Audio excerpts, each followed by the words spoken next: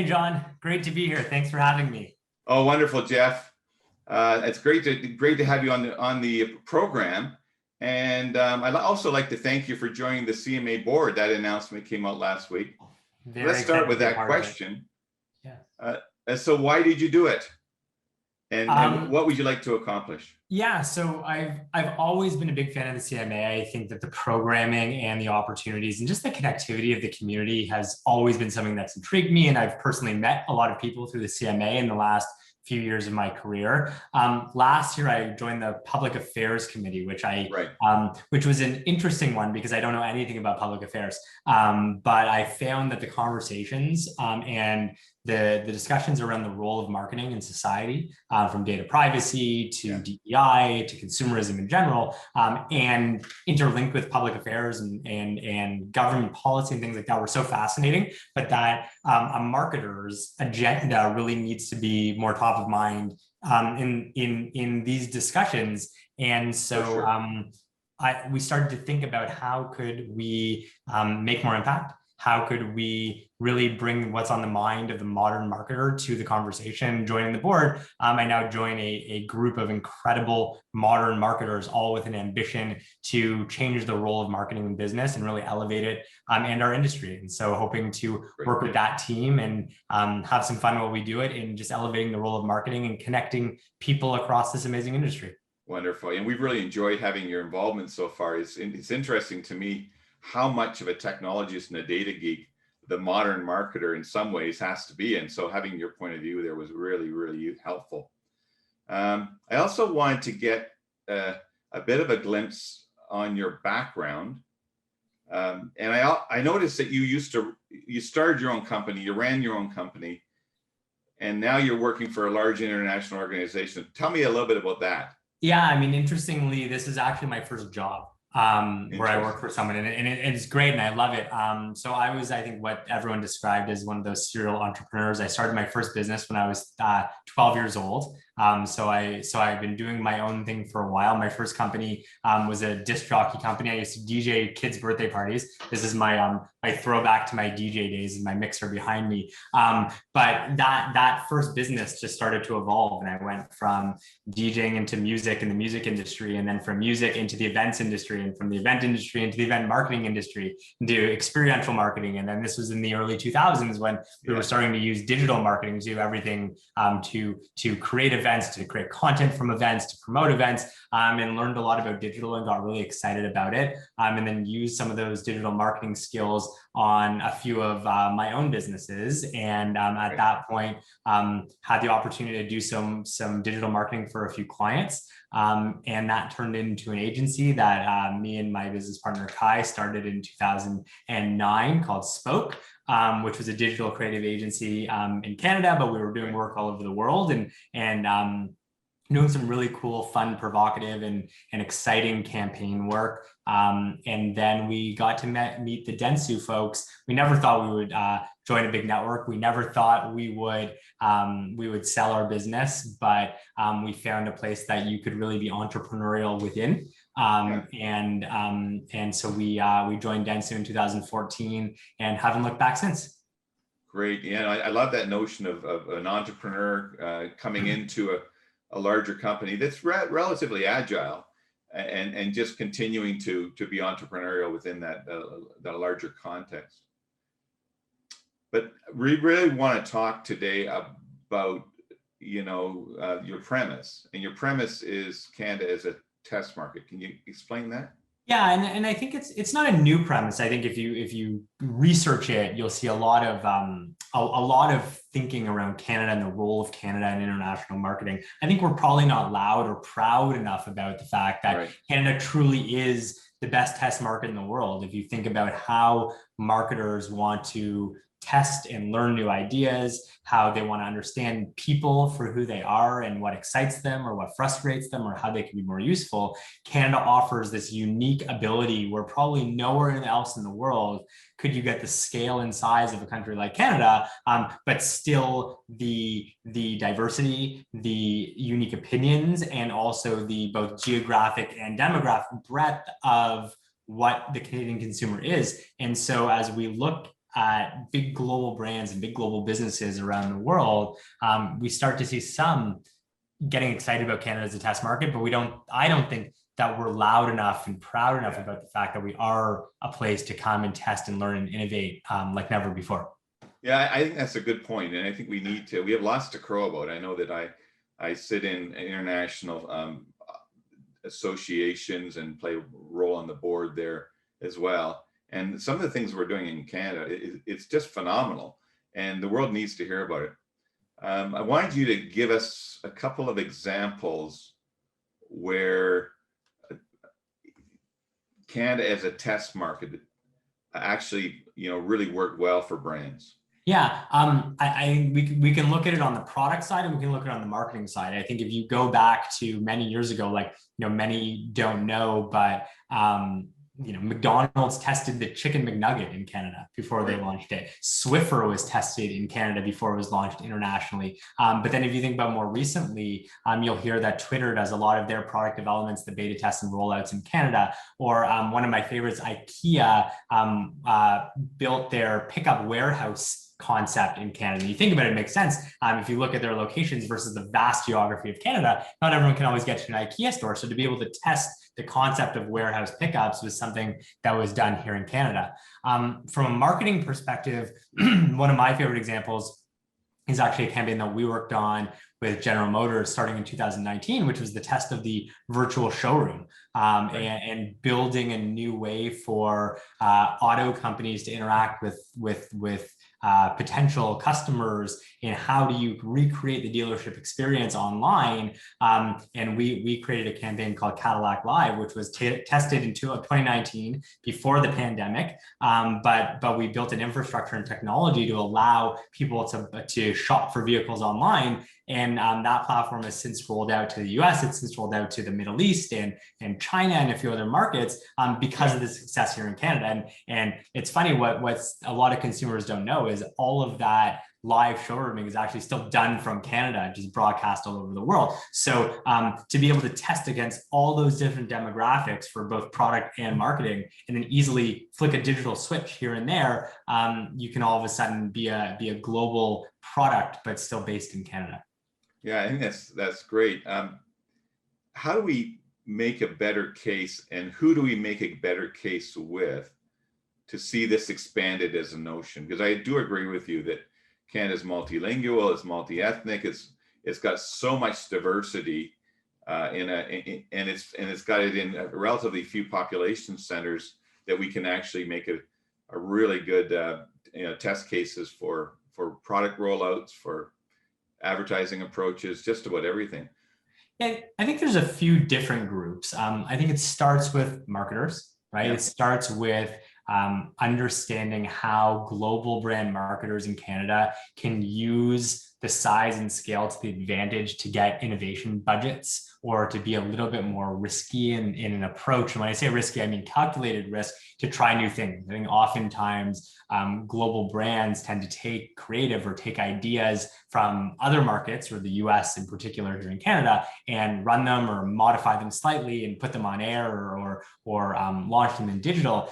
But if we think about the ability to try something new, this is the market that if I were a CMO or a head of a marketing organization, I'd be lobbying to try something different here, test it against global creative or against a global idea, and say, well, if it pops, then maybe we scale it the other way. So I think number one is the marketers themselves. Number two is I think it's incumbent on Canadian agencies. And I think we have some great example of both boutique Canadian creative agencies and the global agency networks of coming up with big, bold ideas that can travel, and pushing brands to think a little bit more broadly than repurposing creative or going with something a little bit down the straight and narrow. So that's number two. I think number three, there is a role for government and policy here in actually promoting Canada as a test market to the world. So when global brands are thinking about new products or services or ideas, to come to Canada first. And you're seeing that a lot in technology right now. You see a lot of tech companies where sometimes their second office or their second headquarters outside of their home country tends to be Canada. And that's because before they go international, Canada is the market that they can go and test and understand. I think we speak over 200 languages in Canada. Yeah. Over 20% of our population was not born here. And so you have the talent, you have the diversity, you have the language, and you also have, like you said, the geographic breadth without the risk and the cost of that international expansion. Yes. And then I think the fourth is consumers, to be honest. As Canadian consumers, I think we have the right to demand a little bit more from our brands to understand us, to understand the individualization of us as a nation or provinces in particular, and ask and have conversations with brands and with marketers as to what our needs are uniquely as Canadians. Yeah, that's wonderful. Thank you. And the point about government is absolutely so point on. In my role, I get an opportunity to speak to MPs. I've had a number of meetings in the last little while on the privacy legislation. And whether you're conservative, whether you're NDP, or whether you're liberal, the one thing that everyone's interested in is Canadian economic recovery. Yeah. And everyone's on that side of things. And so I think there is a real big case for making sure that we have the right type of environment that can allow for these test markets to occur. But I'm going to put you on the spot a little bit, Jeff, because I know that you have a dual role, right? You're the CEO for Canada. Yeah. You're also in a very influential position within Dentsu International. How can you have those conversations within Dentsu, and how does that kind of work? Well, so when we talk internally, what the internal marketing campaign, if you will, that our Canadian leadership team has done is told the Dentsu International organization, we want to be the test market. Like, we've been very proactive in putting our hands up, whether that be to test new marketing technologies that we're thinking of acquiring or we're thinking of partnering with, whether that's even like down to new financial management systems or human resources or talent programs. We put our hands up to be the test market internally. But then we also know as a leadership team and as an organization that we want to push some of our global clients a little bit more to think outside the box. And I think the GM example is a great one of a big global client that we work with all across the world, right. But really working closely with our clients to define the never before and to think of things that haven't been done before and to go on that journey with them. So we can do it internally and we can lobby to be that innovation test market. But then on the other hand, it's again incumbent on us as creative agencies and media agencies and customer experience agencies to try and push the limits and come up proactively with new ideas, not just wait for briefs from our clients, but actually go proactively to our clients and say, did you think about this? Or we have a great idea, or check out something that's happened in another category. Here's what's happening in retail. How can we apply that in entertainment? Here's what's happening in entertainment. How can we apply that to CPG to think about new and unique ways or pivots to be more effective in market, or at least to try and test to be more effective in market. And then what we do internally is we take that success or failure and we merchandise it, we share, we're loud and proud about the work that we do so that we become known and we build a bit of a reputation. And so that's what we've been doing internally within Dentsu to make sure that our organization and our clients know that we want to test and try and do unique things here in Canada. That's wonderful. And I think it's a conversation that we need to start having. And I think I'm even looking forward to the fall. We're looking at a new council around this topic and other topics related to creativity in Canada. And I think that would be a really great discussion to have with, passionate individuals who want to make a change, want to make Canada sing in this area. And one of the amazing consumers, good for everyone. Yeah, and one of the amazing things I'm seeing right now in my Americas role within Dentsu is I'm meeting a lot of Canadians that have global and international roles right now. I think that there's a lot of Canadian marketers that have done some really cool and innovative work in Canada, and that's gotten them bigger roles within their organizations on the brand marketing side. And I was on a call with a US client 2 days ago, and we were just talking a little bit, and hockey came up. And he said, yeah, I'm from Vancouver, right? And I had no clue. And so we talked a little bit about his history and both the agency and the client side here in Canada, and some of the work that he did led him to an international role in his organization. And that's not a unique story right now. I think there's a lot of Canadian marketers that have taken the challenge that I think we talked about with the Canada as a test market at the beginning and done some great work and shown that if you think a bit outside the box, you can really succeed in a global or international role in a way that US marketers can't. Right. Yeah. And it happens all over the place. That even, the fact that Canada is an entire country divided up into provinces, has legislation, regulation, has all sorts of things going for it. And as a Canadian marketer, you have that benefit. You don't probably realize it versus someone in the States who got a job in a particular sector, say the ag sector for the Midwest, and they can't see the whole panorama of what happens. And so they're not as effective within senior management roles sometimes as someone who actually earn their keep within a full country context. And I wanted to bridge over for the last question that I had today, Jeff. And we have a CMA Next platform that we have a number over 5,000, 6,000 kind of people that go onto that on that platform. And they're all students who are graduating within their last couple of years of school. And this program is very useful to them to understand how they can get their feet wet, so to speak, within the Canadian context. Should they follow your career path? Is that the best career path, or are there other career paths? Or if you want to be an effective modern marketer today, what are some of the things you might be able to recommend? Yeah, so I definitely did not follow the traditional marketing career path. I talked to some people joining the industry and they're applying for an account coordinator position, as an example, or a media coordinator position. And I didn't have actually the benefit of learning as an account coordinator and then becoming an account manager, an account director, et cetera, et cetera. I was kind of learning on the fly and building, we were building as we went.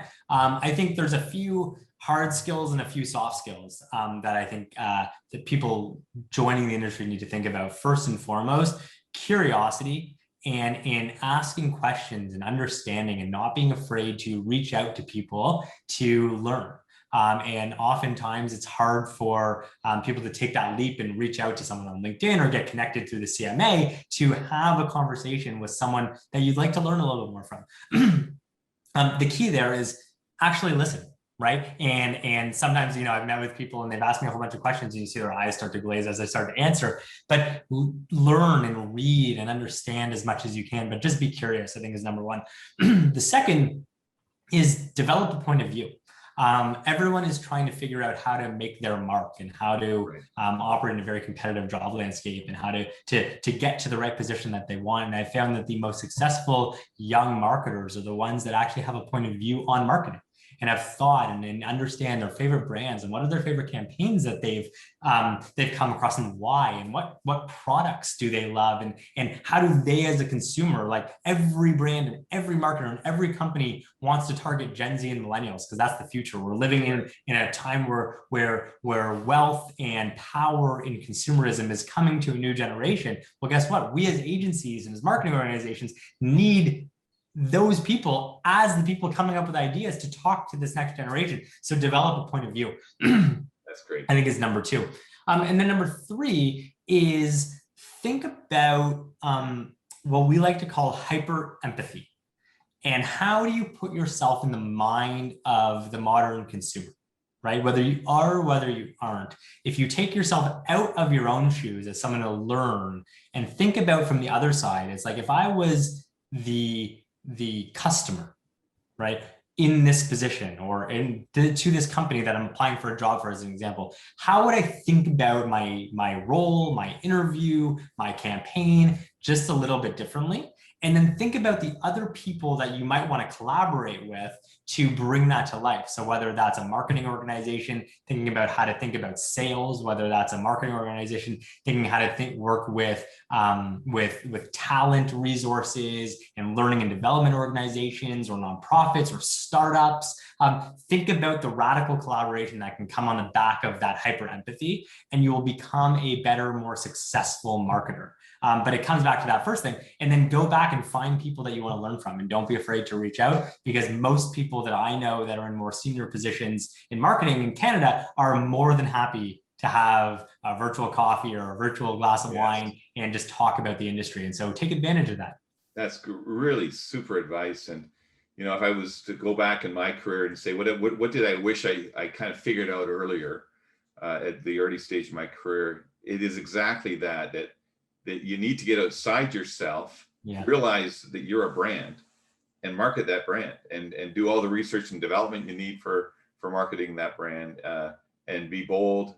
The same way that you're saying as Canada, we need to be a little bit bolder, not as shy, keep the politeness and the service orientation, but be a little bit more confident about what we do. It applies also to people entering into the community, which is a fantastic community. Jeff, thank you so much today. It was a great discussion. I look forward to working with you on the board. And so thanks again for your time.